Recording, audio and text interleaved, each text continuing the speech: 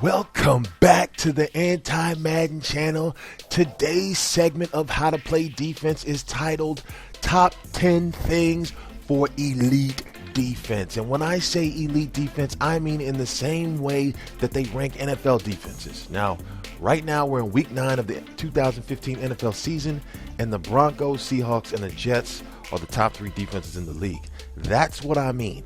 Taking the team you play with on Madden and shutting people down like they do in the NFL. I'm going to tell you exactly what you need to do to make your defense tough as hell to score on. Now in this video, you're going to see clips of some of my best plays. I had to use some clips from Madden 15 because I don't have enough footage from Madden 16 yet this season. So there's some gameplay from Madden 16 and 15 in there, but enjoy the video. Number 1, one of the most important aspects of having a shutdown defense is having a game capture or video game recording device. That might sound weird, but it could be a deciding factor in taking your defense from so-so to shutdown status. Why am I saying that? Because when you record your games, you get an all-angle view of your defense. You see what you did well, and you see what you messed up on. You can see what plays work and which ones don't. For example, a few Maddens ago, I used to run edge sting out of the 4-3 under. Man, that play, when it gets to the QB, it gets there because the pressure is fast and it's right in your opponent's face. But the problem was, it also gave up a lot of big plays. I mean, they would throw 50 and 60-yard touchdowns on me, and it was just giving up too many plays. Now, you can't have a shutdown defense if you're giving up more than 1 or 2 big plays a game. So I just went and took edge sting right out of my playbook and trashed it. Any plays that can be a 1-play TD on you, you need to get rid of them or literally only use it like 1 time in the game as a situational play. Just having the game film available to look at later will totally improve your defense big time. Number 2, to have an elite defense in Madden, you need to be able to stop the run. In my opinion, you need 3 run-stopping plays that give you that versatility of giving your opponent different looks while being able to shut down the run game at the same time.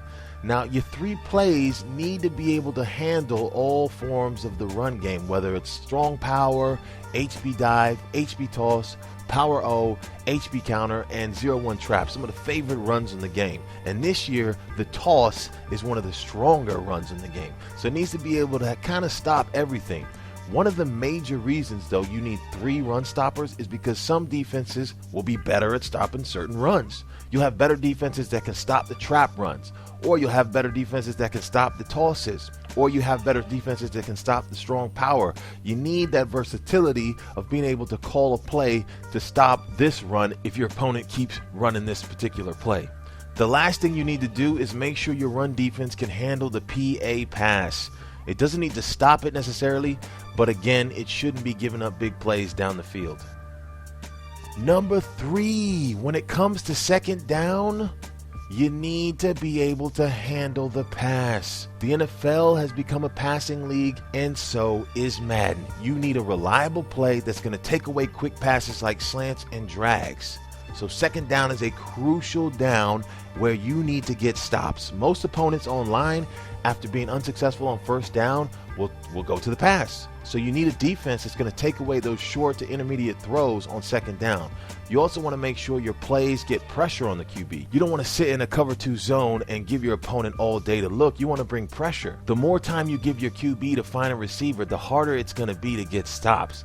And having a play like this is essential to getting your opponent into those 3rd and long situations. Number 4, third down is when you want to bring the heat. Always bring pressure. You need that blitz to get to the quarterback in 2 to 3 seconds, and you need to have 3 of them. I've touched on this topic before in some of my other videos. You need 3 reliable blitzes that come through, because if your opponent figures out how to neutralize one of your blitzes, you can fall back on the other 2. The key question to ask yourself when evaluating one of your blitzes is, does it come in reliably after you take away the first read? If your blitz comes in after you take away the first read, it's a good blitz and you should use it. Number 5, get yourself an A-gap Nano or something close to it pronto. It doesn't matter which one. Some people might have issues with nanos, thinking they exploit the computer AI and all this. That's some limited thinking. Nanos are part of real football. I've seen nanos happen in the NFL. Offensive linemen sometimes get confused, and here comes Geno Atkins planting your face into the ground. Nanos are not going anywhere, so what you need to do is get yourself a reliable one. Now, I'm not advocating abusing a nano and running it the whole game.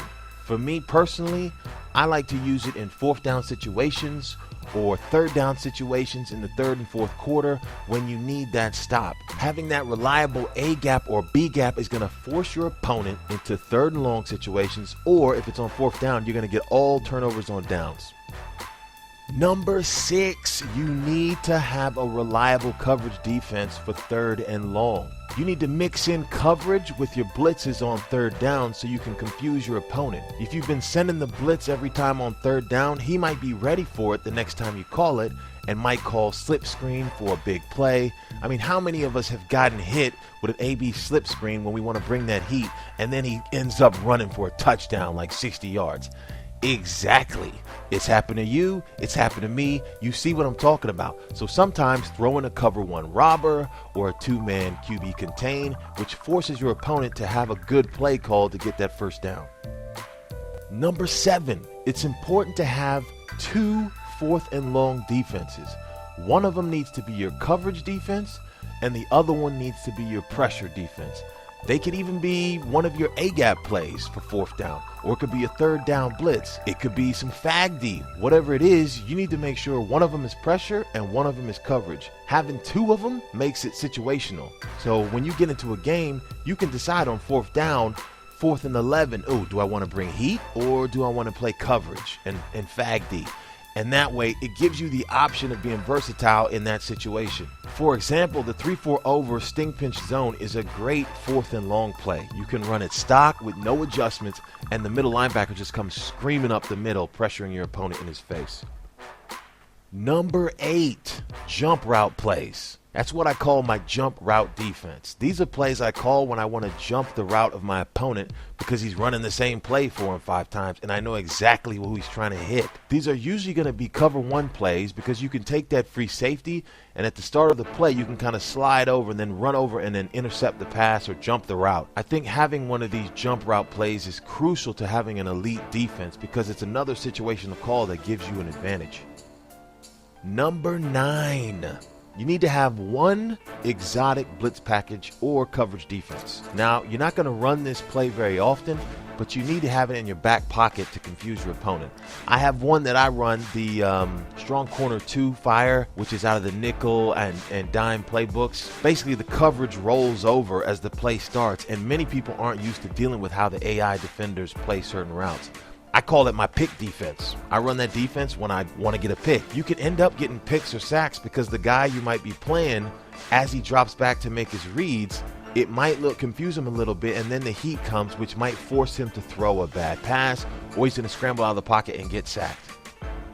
Number 10A. Yes, 10A. I couldn't fit it all in, so I had to call 10A. Red zone defense. It's one of the most important components of an elite defense. You need to make sure you have a call in this area of the field when you get inside the 20, whether it's something that gets the quarterback quickly or it locks up all the passing angles. You need to combine those elements with the run defense, and it's going to make your defense really tough, especially when a lot of Madden players like to go for it on fourth down instead of just kicking the field goal. Number 10B, you need to make sure you have a QB sneak goal line defense. These are one of the hardest defenses to get.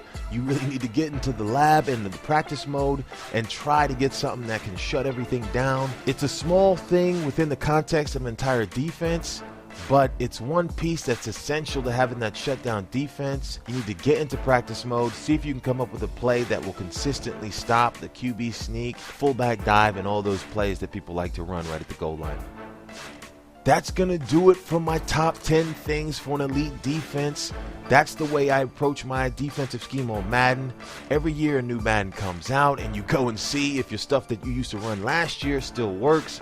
And when it doesn't, it basically leaves holes in your scheme. So a really good blitz you had from last year doesn't work this year, or run stopping play you had from the previous Madden doesn't work on this Madden. So you've got to put in that work, go into practice mode.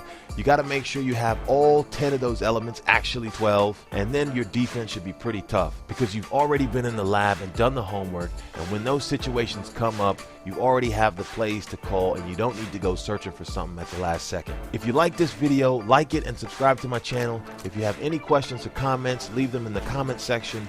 If there's any ideas for videos you might have, let me know. Until next time, always bring that pressure. The Anti-Madden is out. Peace.